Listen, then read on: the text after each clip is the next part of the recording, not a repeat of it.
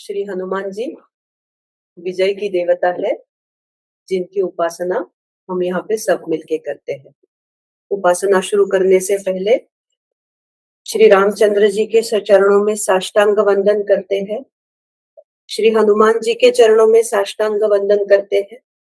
श्री सद्गुरुनाथ जी को साष्टांग वंदन करते हैं और आप सभी साधक बंधु भगिनी को विनम्र अभिवादन करते हुए आज का चिंतन हम प्रारंभ करते हैं।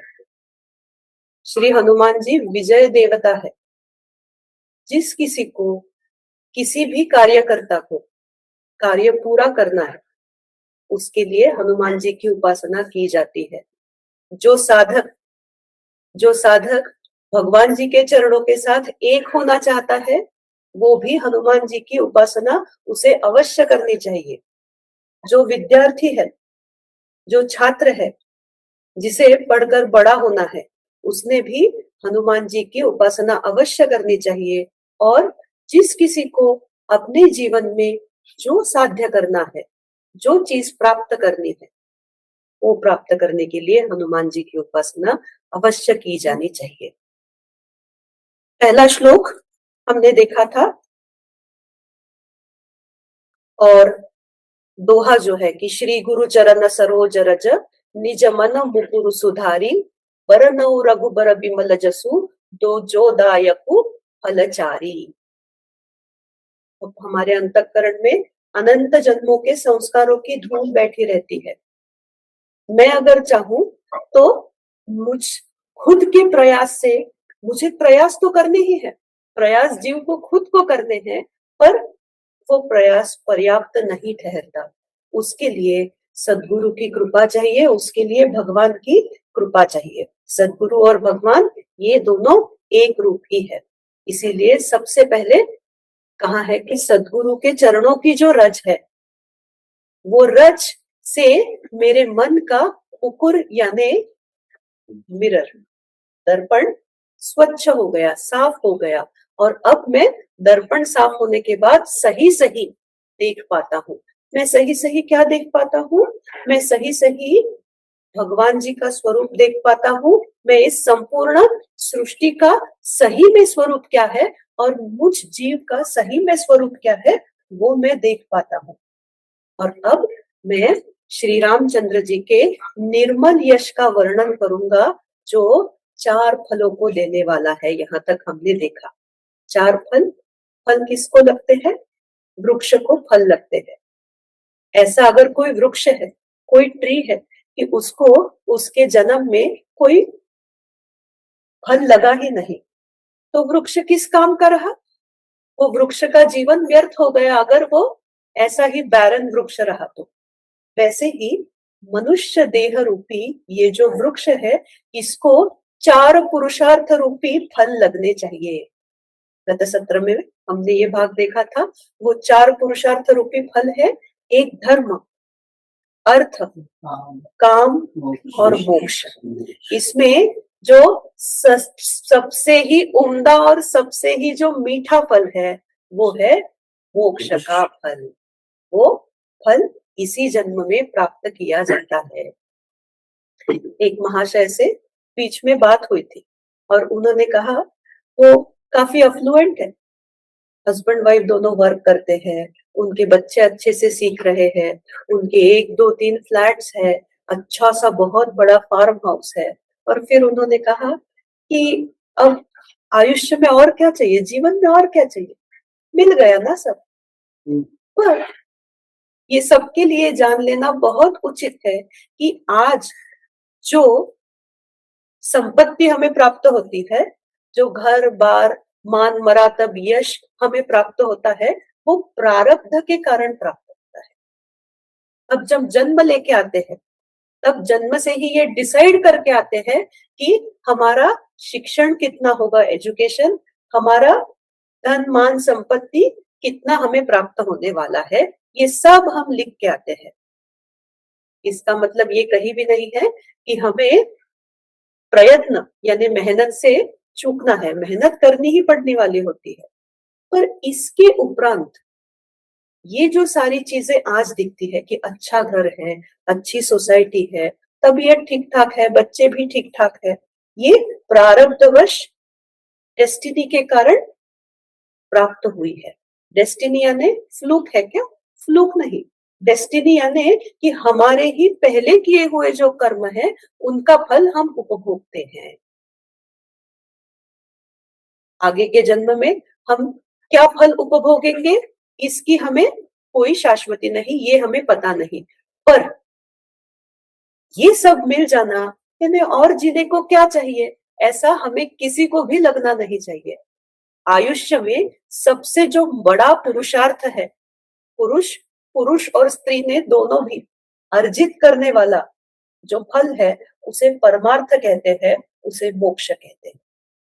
उसी के ही लिए भगवान जी की जो उपासना है वो हर फल को प्राप्त करा देगी, धर्म को, अर्थ को, मोक्ष, काम को, तीनों को प्राप्त करा देगी। पर सबसे जो मीठा फल है वो परमार्थ का फल है, जिसे मोक्ष कहा जाता है। यहां तक हमने दोहा पिछले सत्र में देखा था। दोहा दूसरा दोहा भी है, बुद्धिहीन तनु जानिके सुमिरौ पवन कुमार। मैं बुद्धिहीन हूं ऐसे जान के मैं श्री हनुमान जी की उपासना करता। मैं बुद्धिहीन कैसे? कोई पीएचडी है, कोई इंजीनियर है, कोई डॉक्टर है, किसी ने बहुत साल तक अच्छा बिजनेस किया, अच्छी नौकरी की, अपना घर बार अच्छे से चलाया, बच्चे अच्छे से बड़े किए। बुद्धिहीन इस कॉन्टेक्स्ट में कहा गया है कि बुद्धि सबके पास होती है, पर जो बुद्धि, जो इंटेलेक्ट, इंटेलिजेंस शाश्वत हित की प्राप्ति कराने के दिशा में काम करता है। शाश्वत हित यानी शाश्वत हित, शाश्वत आनंद यानी कभी भी खत्म न होने वाला आनंद प्राप्त करा देता है। वो बुद्धि हनुमान जी के पास है। वो शायद हमारी थोड़ी कच्ची पड़ती है। बुद्धि हम सबके पास है। कोई पॉलिटिक्स में बुद्धि लगाता है, कोई जॉब में बुद्धि लगाता है, कोई घर में दांव पेच में बुद्धि लगाता है। बुद्धि सबके पास होती है, पर यहाँ किस बुद्धि की अपेक्षा है? बुद्धिहीन यानी जो विवेकशील बुद्धि है, जो विजडम के साथ आया हुआ इंटेलेक्ट है, जो हमें हमारे शाश्वत हित तक ले जाएगा, फॉरएवर हैप्पीनेस तक ले जाएगा। उस हैप्पीनेस के लिए मैं भगवान जी की आराधना करती हूँ, आराधना करता हूँ। बुद्धिहीन तनु जानिके सुमिरौ पवन कुमार। और भगवान जी से क्या मांगते हैं? बल, बुद्धि, विद्या। बल, बल एक शरीर का बल चाहिए, कॉन्सेंट्रेट करना है, सोचना है। हम अगर जॉब भी करते हैं या घर का भी काम करते हैं, हमें अगर वायरल हो जाता है तो शरीर का बल उन 3-4 दिनों में अपर्याप्त है। तो क्या हम घर का काम कर सकते हैं? नहीं। हम ऑफिस का भी काम छुट्टी ले लेते हैं कि वो 2-3 दिन में नहीं हो सकता। इसीलिए कुछ भी चीज साधनी है, स्पेशली परमार्थ साधना है, तो शरीर का बल हमें अवश्य चाहिए। शरीर साथ दे तो ही हम परमार्थ और साथ साथ में आयुष्य भर हमारे जीवन की जितनी चीजें, जिनकी हमें चाह है, जो हमारा गोल है, वो अचीव कर सकते हैं। ये हुआ शरीर का बल। पर क्या शरीर का ही एक बल होता है? आत्मिक बल भी है, मानसिक बल भी है। जब तक वो बल हमारे पास नहीं है, हम हमारा जो ध्येय है उसको साध्य करने में यशस्वी नहीं हो पाते। ये फोन हमारे हाथ में होता है, क्या हमारे पास इतना आत्मिक बल होता है? सबसे हम सुनते हैं कि फोन की लत आजकल दुनिया में सबको लगी है। मैं भी डिसाइड करती हूँ कि 15 मिनट के बाद ये रिमाइंडर लगा के छोड़ू। शक्कर लेंगे, 15 मिनट बाद ये रिमाइंडर लगाऊं, ये फोन को दूर रख दूं, क्योंकि ये मेरे ध्येय को प्राप्त करने में एक बाधा है। पर क्या हम सबके पास ये आत्मिक बल होता है कि 15 मिनट बाद बाजू में सही में ही रख दो? या फिर एक बार वीकेंड पे हमने बिंज वॉचिंग शुरू किया, बिंज ईटिंग शुरू किया, तो एक एपिसोड 20 मिनट का जो होता है उसके बाद रुक जाओ। छोटे बच्चों को हम जरूर सुधारते हैं कि चलो तुम्हारा आधे ही घंटे का समय है, रिमोट ऑफ। पर क्या वो आत्मिक बल हम हमारे लिए लगा सकते हैं? नहीं। वो आत्मिक बल की भी हमें बहुत जरूरत होती है। इसीलिए हम भगवान जी से मांगते हैं बल, शारीरिक बल भी और आत्मिक बल भी। बुद्धि, बुद्धि, इंटेलेक्ट कि जो हमें हमारे शाश्वत हित तक ले जाए। विद्या, विद्या यानी विद्या शब्द का अर्थ है विमुक्तया सा विद्या, जो मुक्त कराती है वो विद्या। भगवान जी हमें वो विद्या आप दीजिए। बल बुद्धि विद्या देहु मोहि हरहु कलेस विकार, हरहु कलेस विकार। मेरे जो क्लेश हैं और मेरे जो विकार हैं उनको आप हरण कर लेना। जब भी कोई भी स्तोत्र हम कहते हैं, कोई भी उपासना हम करते हैं, पूजा करते हैं, तो वो क्या है? वो भगवान से मांगा हुआ आशीर्वाद है या वो चाह है? वो दोनों वे में वर्क करता है कि मुझे अपना प्रयास 100% डालना है, 100% I will try to give my best, और उसके बाद ही भगवान जी भी साथ देते हैं। हमारे रामदास जी महाराज महाराष्ट्र के एक बहुत बड़े संत होके गए थे, शिवाजी महाराज के वो गुरु थे। वो कहते हैं कि केल्याने होता है रे आधी केलेची पाहिजे, करने से होगा पर पहले तू करना शुरू तो कर। सिर्फ आशीर्वाद मांग के कैसे होगा? उसके लिए मुझे भी हाथ पैर हिलाने तो होंगे ही ना। मैं खुद स्विमिंग सीखने जाऊं और हम कहें कि कोच कैसे भी करके मुझे आप स्विमिंग सिखा दीजिए, वो कहेंगे कि मैं नाक सिखाऊं, पर तुम्हें हाथ और पैर खुद मारने ही पड़ेंगे तभी स्विमिंग सीख सकते हो, उसके पहले स्विमिंग नहीं सीखी जाती। एकदम वैसे ही कि हम सबको अपना अपना प्रयास हमारी तरफ से 100% डालना ही डालना है, और उस प्रयास में जो बाधाएं आती है, जो अड़चने आती है, उनको हनुमान जी दूर करते हैं।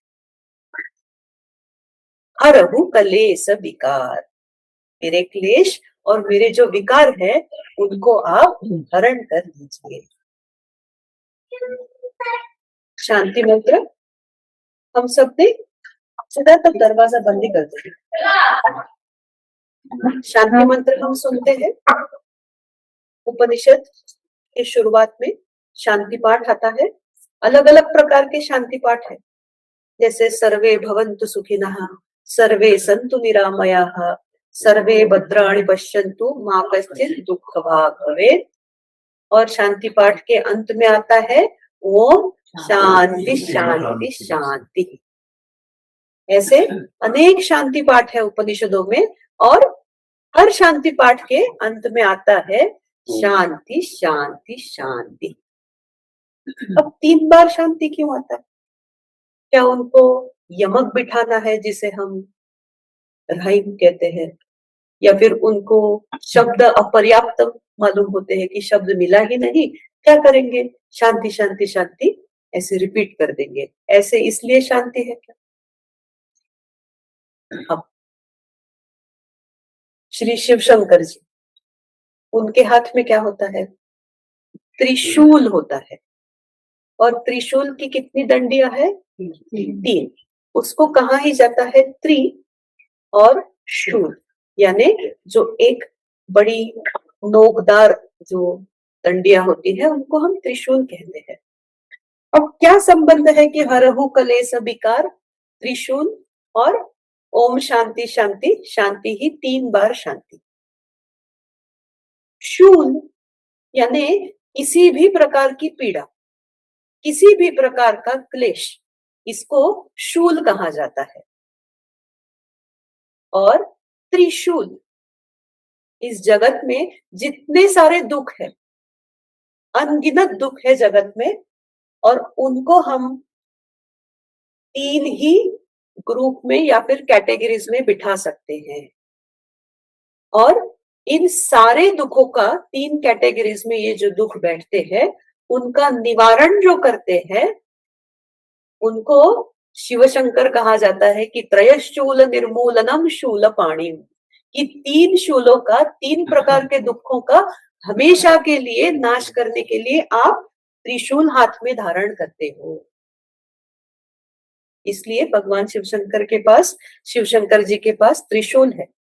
फिर ओम शांति शांति शांति भी इसीलिए कहा जाता है कि दुनिया के सारे दुख 3 ग्रुप्स में ढाले जा सकते हैं।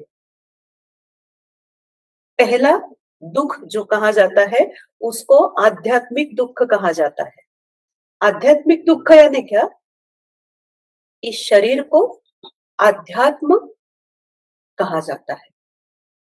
जो ब्रह्म तत्व है, परमात्मा तत्व, उसके लिए भी आध्यात्म ऐसा एक नाम प्रयोग है। ये शरीर में जो भी दुख हमें महसूस होते हैं, क्या है? कभी भूख से शरीर व्यथित होता है, अगर मई का महीना है, पानी नहीं मिले तो प्यास से व्यथित होता है शरीर, भूख लगती है, प्यास लगती है।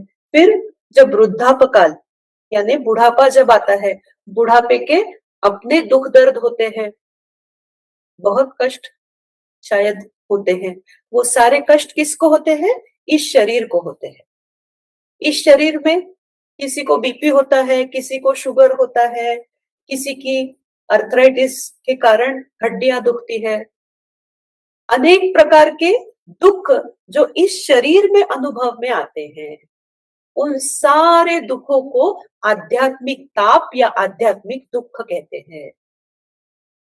जो शांति पाठ की पहली शांति है वो है, ये है कि इन आध्यात्मिक दुखों का निवारण हो।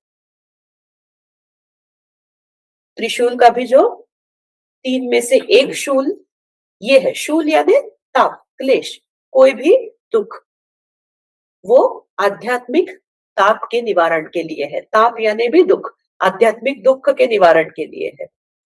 दूसरे प्रकार का जो दुख है वो है कि आधिभौतिक ताप। आधिभौतिक यानी ये संपूर्ण सृष्टि पंच महाभूतों के कॉम्बिनेशन, परम्यूटेशन से बनी हुई है।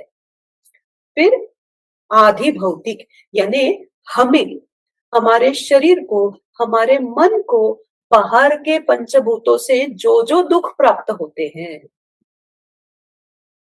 सुबह की जल्दी होती है, कहीं पानी गिरा होता है, और जब पानी पे से हमारा पैर फिसल के हम गिरते हैं तो वो पानी नामक भूत से हमें दुख प्राप्त हुआ, तो वो आधिभौतिक ताप हो गया।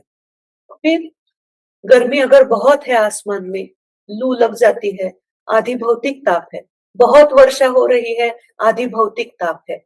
बाहर के लोग जिनसे हमें कुछ दुख दर्द प्राप्त होते हैं, कुछ शरीर से दुख दर्द प्राप्त होते हैं, कोई मन को कभी दुखा के जाता है, तो बाहर के लोगों से भी प्राप्त होने वाले सारे जो दुख है वो आधिभौतिक ताप में उनकी गणना होती है। और तीसरे प्रकार का दुख है, तीसरे प्रकार का जो दुख है उसे आधि दैविक ताप कहा जाता है। जन्म से पहले और मृत्यु के पश्चात जो नरक यातनाएं होती है उनको आधि दैविक ताप से कहा जाता है। फिर साथ ही साथ में कभी कोई दुख ऐसा होता है कि जो इंद्रियों से महसूस ना हो, पर उसका कारण शरीर के बाहर कहीं छुपा हुआ होता है, उसको भी आधि दैविक ताप ऐसे कहा जाता है। तो शास्त्र हमें 3 प्रकार के दुख बताता है। दुनिया के जितने कितने दुख है वो इन 3 ही दुखों में इनका समावेश होता है। आध्यात्मिक ताप जो हमें हमारे शरीर के अंदर महसूस होते हैं, आधिभौतिक ताप जो पंच महाभूतों से, लोगों से, कभी किसी को श्वान ने काट लिया, बिल्ली ने खरोच लिया, ये भी एक भूत ही है। तो भूत यानी जो पंच महाभूतों से बना है उस सबको भूत कहा जाता है। फिर बाहर के भूतों से, पंच महाभूतों से हमें जो जो दुख होते हैं वो सारे आधि भौतिक ताप कहलाते हैं। और तीसरा आधि दैविक ताप, यानी मृत्यु के पश्चात जो भी पीड़ा हमें होती है उसको आधि दैविक ताप कहा जाता है। जब हम शांति मंत्र भी कहते हैं तो इन्हीं 3 दुखों का निवारण हो इसकी प्रार्थना करते हैं। प्रार्थना एक बात, और दूसरी बात कि मैं मेरा खुद का प्रयत्न उसमें डालूं, खुद का एफर्ट भी इसके लिए डालूं। भगवान शिव शंकर के हाथ में भी त्रिशूल, उनका एक नाम ही शूलपाणी है भगवान का, कि त्रिशूल पाणी, पाणी यानी हाथ, की जो हाथ में त्रिशूल धारण करते हैं। भगवान चाहे शिव शंकर हो, श्री राम जी हो, हनुमान जी हो, तत्व रूप से सारे भगवान एक ही है। उनकी उपासना सारे दुखों को हमेशा हमेशा के लिए दूर करने वाली होती है। हमने देखा हरहु कलेश और विकार।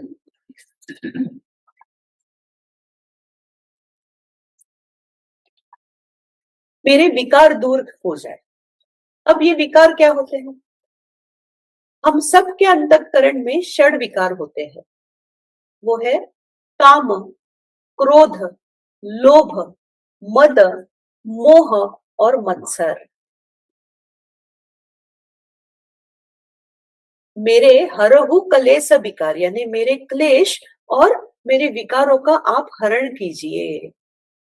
सबसे पहले ये विकार मुझे संतप्त करते हैं, मुझे दुखी देते हैं, दुखी करते हैं, दुख देते हैं, ऐसा मुझे लगना तो चाहिए। हम समाज में अनेक प्रकार के लोग देखते हैं, हम भी उसी समाज का एक भाग है। गुस्सा हम सबको रोज आता है, वो तो कॉमन है, सभी को ही आता है। मुझे ऐसा कभी लगता है क्या कि मैं इस गुस्से के कारण दुखी हूं, मुझे इस दुख से बाहर उठना है? ये जो षड विकार है वो मुझे दुखी करते हैं, ऐसा पहले तो हमारा निश्चय होना चाहिए। क्योंकि समाज में हर जगह हम देखते हैं तो हम क्या पाते हैं, वो भी वैसा ही है, ये भी वैसी ही है, ये भी वैसे ही करते हैं, तो मेरा उसमें वैसा ना होने में अलग क्या है? ठीक ही है, कालाय तस्मै नमः, समाज भी ऐसा ही चलता है और मैं भी ऐसी ही हूँ। तो सबसे पहले ये मांग जब हम हनुमान जी से कहते हैं, करते हैं, पहले हमें पता होना चाहिए ना कि मैं दुखी हूं। कोई भी श्लोक स्तोत्र हम भावपूर्ण होके, पूर्ण अर्थ जान के, भावपूर्ण होकर जब गाते हैं, भजन करते हैं, तभी वो फलित होता है। आप कितने अच्छे हैं, ऐसे लोग कहते हैं। क्या हम जानते नहीं कि सही में ही कौन कहता है कि आप बड़े अच्छे हैं, और कौन कहते हैं कि ये तो ऐसे ही कुछ भी बात करते हैं। इनको बात करने के लिए पेप टॉक कुछ तो है कि आप बड़े अच्छे हैं, आपका स्वभाव कितना अच्छा है। वैसे ही स्तोत्र जब हम कहते हैं तो क्या भगवान जी को समझता नहीं कि भावपूर्ण होके स्तोत्र कौन कहता है, और सिर्फ कहने के लिए जय हनुमान ज्ञान गुण सागर, जय कपीसती हूँ लोक उजागर, जल्दी जल्दी कह के चला गया। वो कहने में भी भगवान बहुत कृपालु होने के कारण हमारा फायदा होगा ही होगा। पर जो चीज समझ बूझ के की जाती है, जैसा छांदोग्य उपनिषद कहता है कि यदेव विद्यया करोति श्रद्धोपनिषदा तदेव वीर्यवत्तरम भवति। जो चीज समझ बूझ के की जाती है वो बहुत बड़ा फल देके जाती है। अरहु कलेश विकार, ये जो 6 विकार है वो थोड़ा संक्षेप में हम देखते हैं। पहला विकार है काम। काम यानी लस्ट और डिजायर। सबसे पहले काम वासना, ये शब्द हमने इतनी बार सुना होता है कि हमें लस्ट इस अर्थ से ही, जो स्त्री पुरुषों के बीच जो भावना है, उसी अर्थ, यही अर्थ हमको काम वासना का लगता है।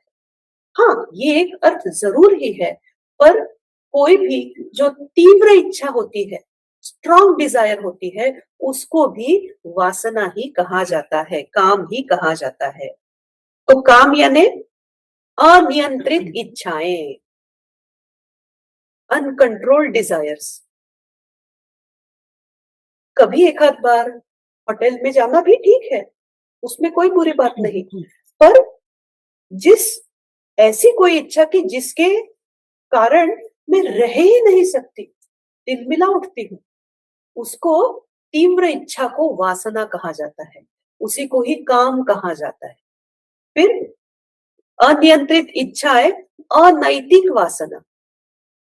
अनैतिक यानी जहां पे नीतिमत्ता जो है, वो नीतिमत्ता का उल्लंघन हो गया। स्त्री पुरुष अपने जो स्पाउस, हस्बैंड वाइफ है, उनके अलावा बाहर कहीं रममाण हो तो उसे भी अनैतिक वासना कहा जाता है। हम अगर किसी से ब्राइब लेते हैं तो नीतिमत्ता का उल्लंघन हो गया वहां पे, तो वो भी क्या हो गई फिर कि मुझे पैसा कमाने की चाह इतनी दुर्धर है कि वो मैं नीतिमत्ता छोड़ बैठ गई। मैंने उनसे ब्राइब मांग ली कि मैं करूंगी आपका काम, पर इसके लिए आपको ये करना होगा। ऐसा हर क्षेत्र में, सिर्फ ऑफिसेस में ही होता है ऐसा नहीं, जीवन के हर क्षेत्र में ऐसी चीजें दिखाई देती है। एक हमने देखा अनियंत्रित इच्छाएं, अनैतिक वासना।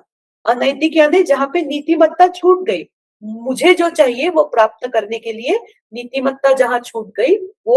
और तीसरा, भोग विलास की अत्यधिक चाह। वो भोग और विलास कहीं रुकता ही नहीं, एक के बाद एक, एक के बाद एक के बाद एक चलता ही जाता है।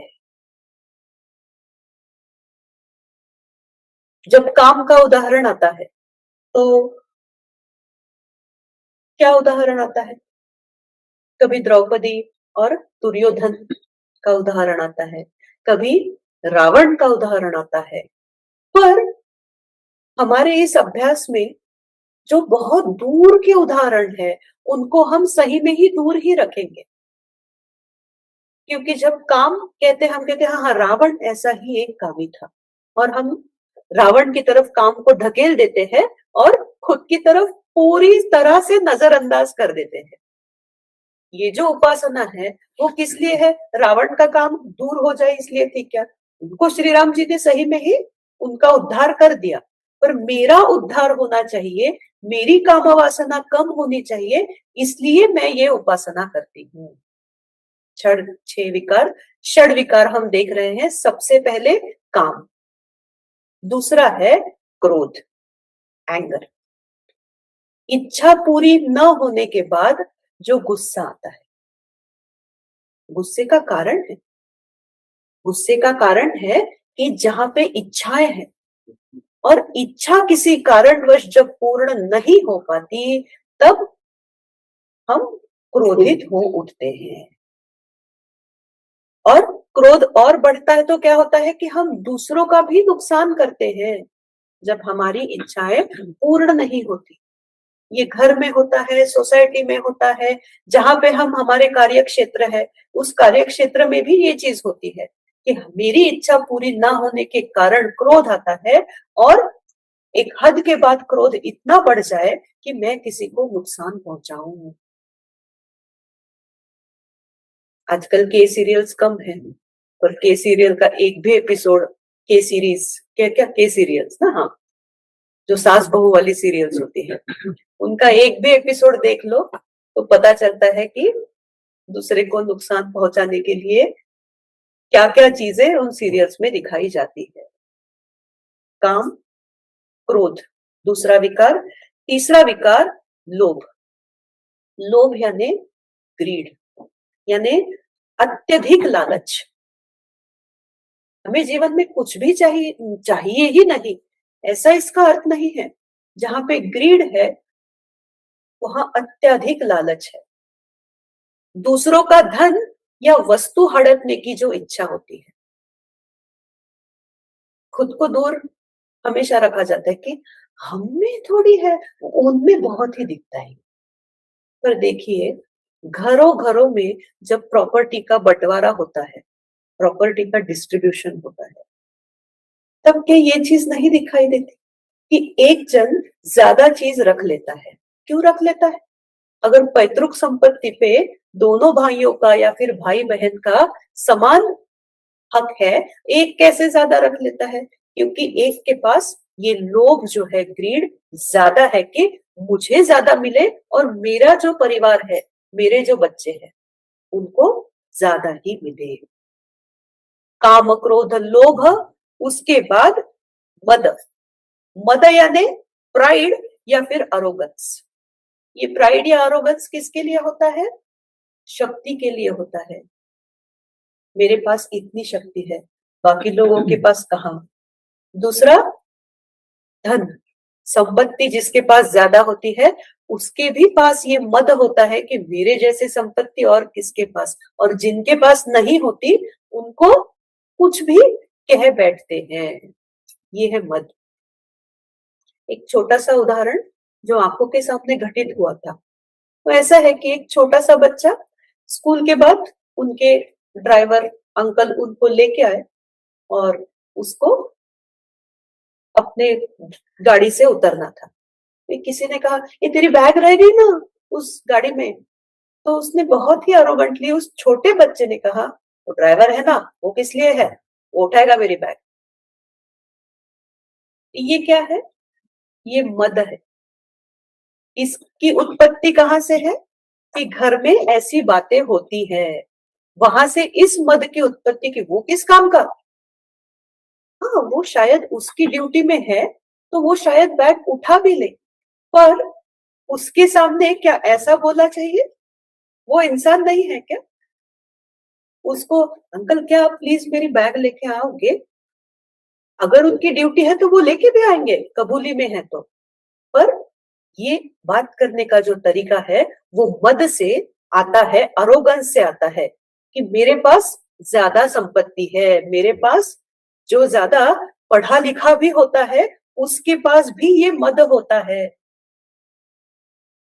ज्यादा जो एजुकेटेड हो जाता है, उसको भी ऐसा अरोगंस आता है। ये विकार है। ये विकार हमें संतप्त करते हैं। जिसके पास बहुत संपत्ति होती है, सत्ता होती है, पावर होती है, बहुत एजुकेशन होता है, जिनके पास मद ऐसा होता है, उनको अगर उनका मनचाहा रिस्पेक्ट लोग ना दे, तो वो तिलमिला उठते हैं। वो व्याकुल होते हैं कि मुझे कैसे वो चीज नहीं मिली, उनको कैसे मिल गया वो रिस्पेक्ट। काम, क्रोध, लोभ, मद, मोह। मोह यानी अटैचमेंट, पर ये अटैचमेंट यानी साधा सुधा अटैचमेंट नहीं है, ये आसक्ति, कंपल्सिव अटैचमेंट जो है, ये वो है।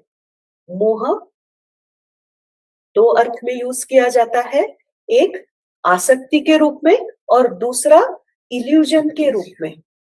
जब मोह होता है, तब इंसान इतना भ्रमित हो जाता है कि सच क्या, झूठ क्या, ये उसे कुछ भी समझता नहीं। दुर्योधन का उदाहरण, दुर्योधन के जो पिता है धृतराष्ट्र, उनका उदाहरण बड़ा प्रसिद्ध है कि पुत्र मोह में वो इतने अंधे हो गए थे। धर्म क्या हो रहा है और अधर्म क्या हो रहा है, could he differentiate between that? No. ये जो मोह है, मोह यानी आसक्ति भी, और उस आसक्ति के कारण इल्यूजन यानी भ्रम होना। क्या सही हो रहा है, ये क्या गलत हो रहा है, ये अति आसक्ति के कारण इंसान की पकड़ उस चीज पे से छूट जाती है। भगवत गीता का जो पहला ही श्लोक है, वो कहता है, धर्म क्षेत्रे कुरुक्षेत्रे समवेता युयुत्सवः मामका पांडवाश्चैव किम अकुर्वत संजय। वो कहते हैं कि धर्म क्षेत्रे और कुरुक्षेत्रे, इसमें मेरे, मामका जो मेरे है, और जो पांडव है, उनके बीच में क्या चल रहा है संजय, ये मुझे बताओ। इस प्रकार का जो मोह है, इस प्रकार का जो इल्यूजन है, ये दूर करने के लिए ही भगवत गीता भी बताई गई है, इसलिए ये पहला श्लोक है। तो सबसे आखिरी में भगवान श्री कृष्ण को अर्जुन कहते हैं कि भगवान अब मेरा मोह जो भ्रम है वो सर्वथाइव दूर हो गया। काम, क्रोध, लोभ, मद, मोह और मत्सर। मत्सर क्या है? मत्सर जेलसी है। जेलसी बहुत छोटी छोटी अभिव्यक्तियों से लेकर बड़ी बड़ी अभिव्यक्तियां जेलसी की दिखाई देती है। छोटा सा उदाहरण, हम एडवर्टाइजमेंट में देखते थे कि भला मेरी साड़ी से उसकी साड़ी सफेद कैसी, ऐसा एक पुराने जमाने में ऐड आता था। ये तो हुई हंसने की बात, पर हमारे बच्चों से दूसरों के बच्चे जब सक्सेसफुल होते हैं तो वो एक जेलसी का यानी मत्सर का विषय बन जाता है। फिर हम कहते हैं कि हाँ हाँ हाँ पता है किस मार्ग से ये सारे पैसा कमाते हैं, अच्छा ही मार्ग होगा शायद उनका भी, पर वो मुझे नहीं मिली ना चीज, मेरे बच्चे उतने सक्सेसफुल नहीं हुए, तो मैं क्या कहती हूँ, वो सारे खराब मार्ग से ही चलते हैं। फिर जो मुझे चाहिए था वो, उसके लिए मैं प्रयास कर रही थी, एफर्ट डाल रही थी, और वो चीज मुझे जब नहीं मिलती और दूसरे को मुझे मिलती देखती है, तब क्या होता है, हमारे मन में उसके लिए जेलसी तैयार होती है, मत्सर तैयार होता है। और हम कहते हैं कि भगवान तुम्हारे घर में कितना अंधेरा है, तुम देखते हो कि नहीं, वो कुछ भी नहीं करता, उसको इतनी सारी चीजें मिल गई, और मैं इतना करती हूँ तुम्हारे लिए, मुझे ये फल। ये सारे जो शब्द है, ये सारे जो वाक्य है, वो जेलसी से यानी मत्सर से उत्पन्न होते हैं। पहले तो हम जाने कि ये सारे के सारे विकार किसी में कम प्रमाण में होते हैं, किसी में ज्यादा प्रमाण में होते हैं, पर हम में वो है। हरहु कलेश विकार। हे भगवान, हे श्री हनुमान, तुम मेरे ये 3 दुख, आध्यात्मिक, आदि भौतिक और आदि दैविक, और 6 विकार, काम, क्रोध, लोभ, मद, मोह, मत्सर, इनका निवारण आप कीजिए। ब्रैकेट में क्लॉज है जो दिखता नहीं, पर वो जो है ब्रैकेट में लिखा हुआ है कि मैं प्रयत्नशील रहूंगी, पर आप मेरा साथ दीजिए और मुझे इन विकारों से दूर हटाइए, मुझ में से ये विकार दूर हटाइए। थोड़ा आगे चलते हैं। 2 दोहे यहाँ पे पूर्ण हुए, इसके बाद हनुमान चालीसा की शुरुआत है, और हनुमान चालीसा की शुरुआत होती है, जय हनुमान ज्ञान गुण सागर, जय कपीस तिहु लोक उजागर। हनुमान जी, इसका अर्थ पहले पढ़ते हैं। ज्ञान और गुणों के सागर श्री हनुमान जी की जय हो। तीनों लोकों, तीनों लोक, स्वर्गलोक, भूलोक और पाताल लोक को अपनी कीर्ति से प्रकाशित करने वाले कपीश्वर श्री हनुमान जी की जय हो। जय हनुमान ज्ञान गुण सागर। सागर की उपमा हनुमान जी को दी गई है। सागर की उपमा 2 अर्थ से ली गई है, जिसको गुणों का सागर कहा जाता है, यानी क्या, कि जिसके गुण अपरिमित है, हम गिन ही नहीं सकते, इतने गुण उसमें हैं। और सागर का दूसरा भी अर्थ है कि सारी चीजों की जो परिसमाप्ति है वो सागर में होती है, वो सागर में जाके मिलती है। दोनों अर्थों से हनुमान जी को सागर की उपमा दी है, ज्ञान और गुण का सागर। प्रायः जब हम हनुमान जी के फोटो देखते हैं, या फिर घरों में भी हनुमान जी के जो फोटो होते हैं, वो कैसे होते हैं कि बलशाली हनुमान। हनुमान जी को जब देखते हैं तब हमें सबसे पहला उनका गुण याद आता है कि वो अतीव बलशाली है, पर वो ज्ञानिनाम अग्रगण्यम भी है। मनोजवम मारुततुल्य वेगम जितेंद्रियम बुद्धिमताम वरिष्ठम भी वो है। ज्ञानी नाम अग्रगण्यम बुद्धिमताम वरिष्ठम, की ऐसे जो बुद्धिमानी लोग हैं उनमें जो वरिष्ठ है वो हनुमान जी है। एक रामायण का प्रसंग देखते हैं। रामायण का प्रसंग किष्किंधा कांड पे ये प्रसंग घटित होता है।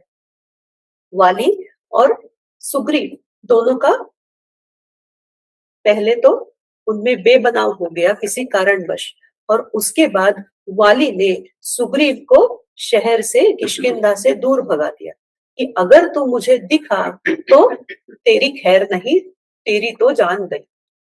और फिर सुग्रीव इस डर से, इस भय से ऋष्यमुख पर्वत के ऊपर जाकर रहता है, क्योंकि वाली को गतकाल में ऐसा एक शाप मिला है कि तू ऋष्यमुख पर्वत के ऊपर अगर जाएगा, एक ऋषि ने शाप दिया था कि वहां पे वो उपासना करते थे वहां, और वहां पे वाली उनको त्रस्त करता था कि वहां अगर तू आया ऋष्यमुख पर्वत पर तो तेरी जान चली जाएगी।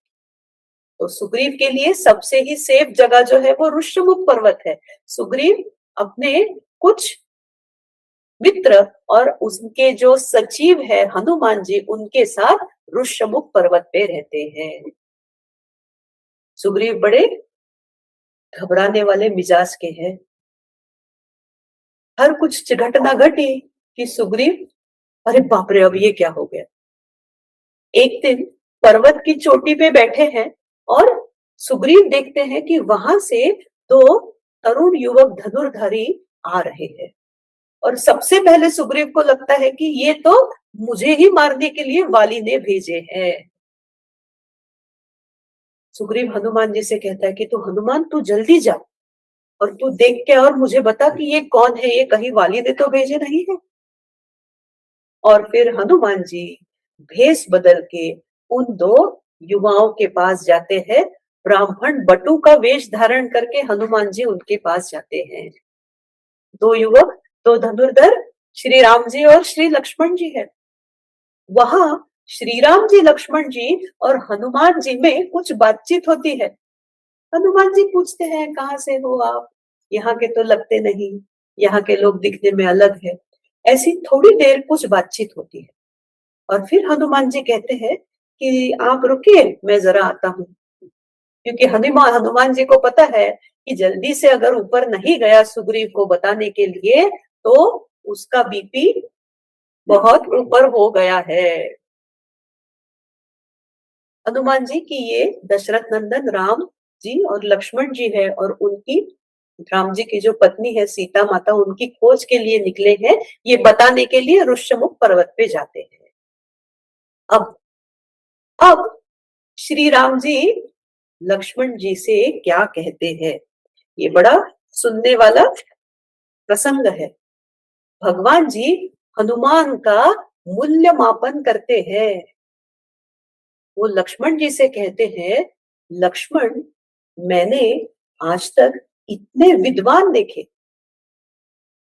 बोलने वाला कोई सामान्य व्यक्ति नहीं है, बोलने वाला खुद महावाक्पटु है, बोलने वाला स्वयं परमात्मा है।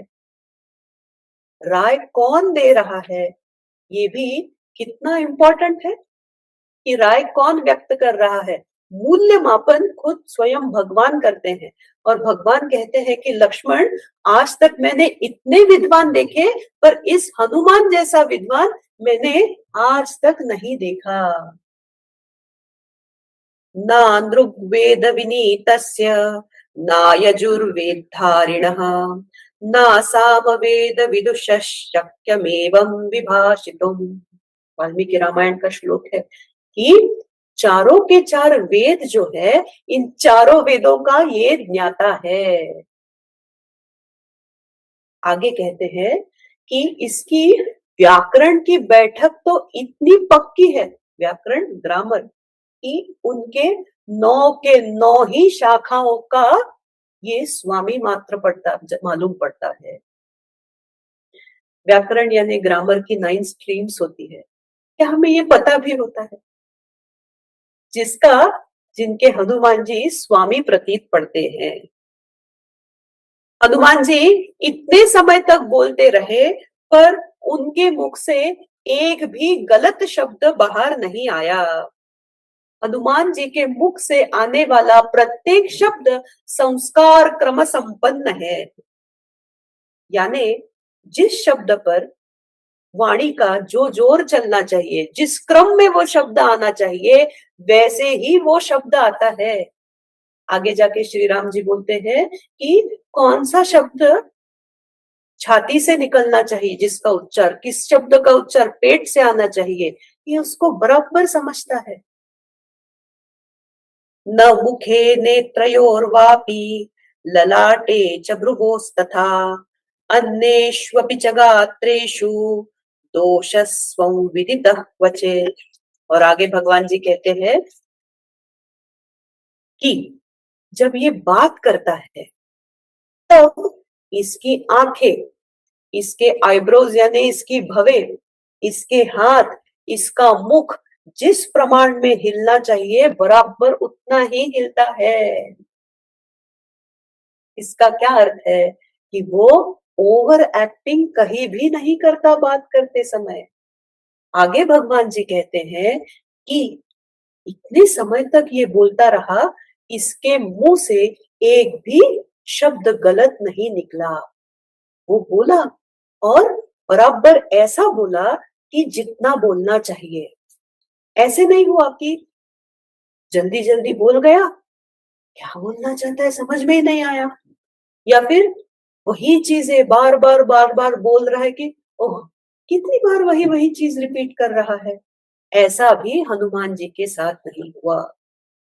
भगवान जी कहते हैं कि अगर ये शत्रु के साथ युद्ध भी करता हो और हनुमान जी अगर बात करना शुरू करे तो शत्रु अपनी तलवार दूर रख दे और इसका सुमधुर भाषण सुनता ही रहे। ऐसा ये हनुमान है। ऐसा अनेक प्रकार का वर्णन वाल्मीकि रामायण में आया है, जो भगवान जी की और हनुमान जी की प्रथम भेंट में घटित होता है। इसीलिए कहा है जय हनुमान ज्ञान गुण सागर। गोस्वामी तुलसीदास जी महाराज हनुमान जी को सकल गुण निधानम कहते हैं कि सारे के सारे जितने गुण हैं वो सारे हनुमान जी में केंद्रित हुए हैं। पहला वाक्य हमने देखा श्लोक का, जय हनुमान ज्ञान गुण सागर। अगला जो दूसरा वाक्य है, जय कपीस तिहु लोक उजागर। यहाँ से हम अगले सत्र में देखेंगे। हरि ओम तत्सत।